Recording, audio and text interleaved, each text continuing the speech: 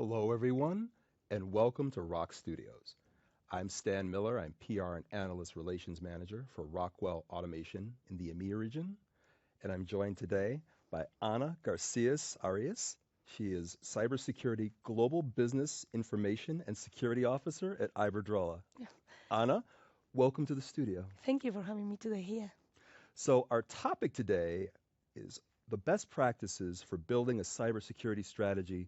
But before we get into it, could you just tell us a little bit about your company? Yeah, sure. So Iberdrola is a global company.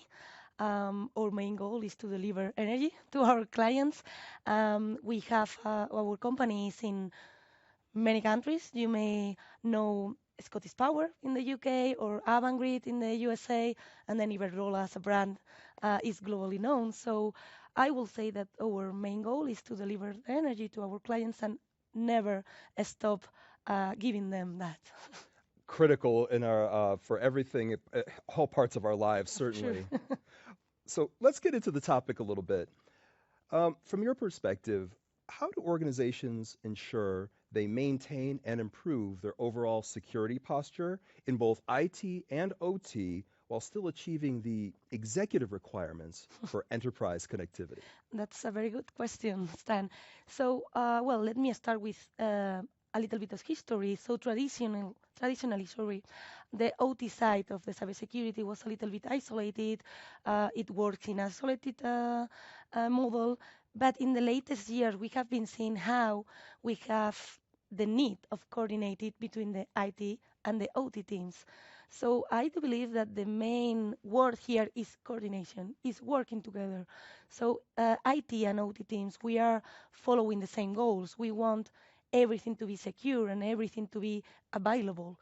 It is true that from our OT side, in the renewable side, for example, we are very concerned about not disrupting the service. So we need to have that in mind. At the same time, we need to work with the IT guys that are very worried about the availability, the security, the data protection. So in the latest year, we have been having mixed teams where we go after the same goal, we work together, we have even the same committee where we report our progress in the different projects. And the main thing I think that you mentioned it is we need to work together and we need to report together how we are going, how we are getting to the same point together. So I will say that the word is coordination and working together and reporting together, and even the managers need to know that we are working together after the same goal. That makes perfect sense as the IT and OT worlds become closer together. That level of coordination sounds like a very smart strategy. Let's talk a little bit about regulation. How are you seeing regulation influence companies' cybersecurity strategies? And uh, yeah, tell us a little bit about that. So it's it's a good question too. I like your questions. So I think in the latest years too, maybe in the 2, 3 years ago, they start to all the countries start to build their own cybersecurity laws, their own cybersecurity regulation. From the global point of view, where I come from, it's very important to have a flexible strategy. So what we are starting to do is to have this maybe 3 years strategy, but we review it annually, and then we have like 2 month committee review where we mark the goal, but maybe we need to change the way we achieve that goal because you have new regulations, but even you have new cyber threats that you have to respond to. So personally, I like regulations. I think it helps us to be more mature. In a company like Iberdrola, we have always been very regulated. We are under a lot of auditing and then a lot of laws. But this new regulation help us even to be the suppliers to be more compliant, to be more secure, because traditional the suppliers maybe say, no, no, no, cybersecurity is on your side, you need to be compliant with the law. But right now, what we are seeing, for example, with NIS2 is no, suppliers need to be compliant too. So for me, it's a tool. It's a tool that we need to use in our strategies. Great perspective. Let's talk a little bit more about people, and you touched a little bit on this with how the IT and OT teams are working, but maybe we can dig a little bit deeper. What role do employees play in cultivating a cybersecurity culture?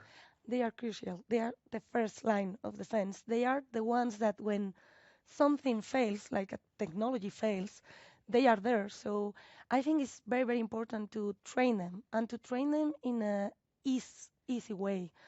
Why I say an easy way? So cybersecurity is very complex, and when you are working in another part of the company, human resources, contract, compliance, procurement, this is not their core of working. It's not the day-to-day way to work. So I think you need to introduce the cybersecurity by training them, but give them more context about what is going on with cybersecurity, what you can do as a person in the company to protect us. So at Iberdrola, actually, we have been working a lot on the training and awareness side. Last year, we have a lot of training. We have specific people coming and giving some what we call cyber talks, 30-minute talks where they speak about a specific cybersecurity theme that our colleagues from the business ask us for. So I think it's very important. They are the when the technology first fails, sorry, they are the ones that can detect a phishing. They can call us and say, "Hey, I received this call from the IT Iberdrola team. They asked me for the password." So they really need to be trained, and they really need us to facilitate that training to them. So for me, they are our main people to be focused on. Anna, cybersecurity is such an important and critical topic. It's been an absolute pleasure to have you in the studio and learn from your perspective. So thank you so much. Thank you for having me today here.